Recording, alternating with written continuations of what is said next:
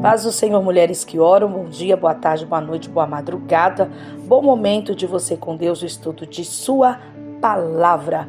Estamos há 21 dias dentro desse devocional, fé acima de tudo.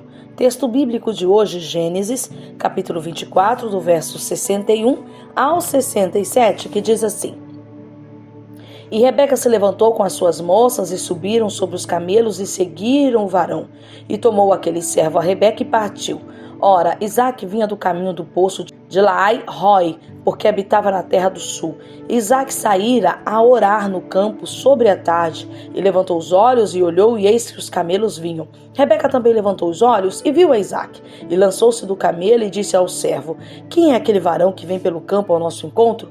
E o servo disse: Este é meu senhor. Então tomou ela o véu e cobriu-se, e o servo contou a Isaque todas as coisas que fizera. Isaque trouxe-a para a tenda de sua mãe Sara, e tomou a Rebeca e foi-lhe por mulher, e amou-a. Assim, Isaque foi consolado depois da morte de sua mãe. Que história linda, né? Eu sempre fico emocionada. Rebeca não tinha ideia de como a vida dela mudaria naquele dia. Ela foi ao poço fora da cidade para tirar água como fazia sempre. O que ela não sabia era que, naquele dia, sua ida ao poço seria um encontro divino que mudaria drasticamente sua vida. Deus fez o extraordinário dentro daquilo que era ordinário, ou seja, comum, natural, de todos os dias. Aquela coisa costumeira. Rebeca era fiel com aquilo que Deus havia lhe dado. Ela trazia água para casa, servindo fielmente a sua família. Ela estava disposta a ajudar outras pessoas, forasteiros e estrangeiros, incluindo os servos de Abraão. Ela tirou água até para os camelos.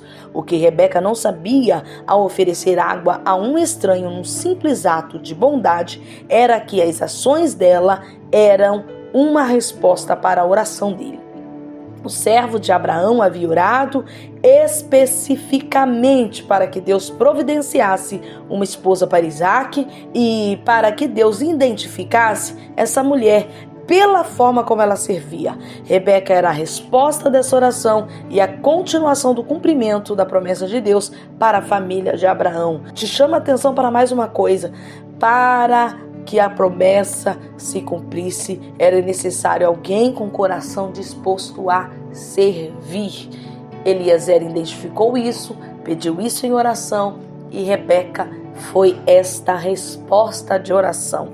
Alguém com o coração disposto a servir. E já te pergunto, e aí? Como é o teu coração? Quando o servo de Abraão explicou o objetivo da sua viagem, Rebeca reconheceu a providência de Deus.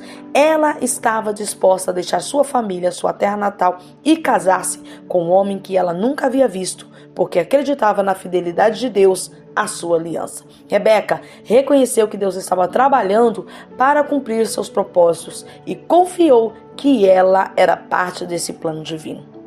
A disposição de Rebeca de seguir a Deus mostra uma fé incrível. A vida dela mudou subitamente, mas ela acreditou que Deus tinha um plano para ela.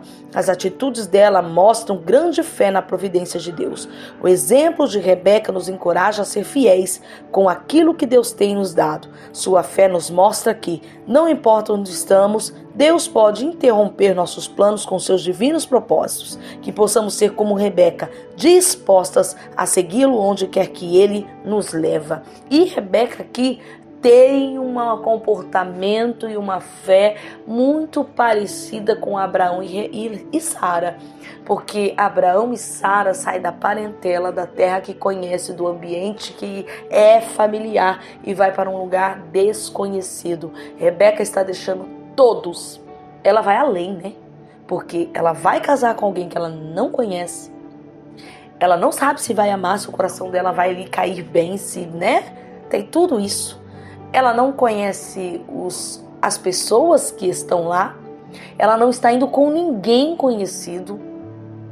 As servas, mas mãe, pai, irmão, ninguém. Ninguém. Ela vai construir algo lá na frente. Uma menina de fé. Que nós venhamos ser e ter, como Rebeca, a mesma fé. Fé acima de tudo, se queremos viver os propósitos de Deus. E para viver os propósitos de Deus, temos que ter um coração disposto a servir. Como é que está isso? Está disposta para o serviço? Voltaremos amanhã, se assim Deus nos permitir. Beijo!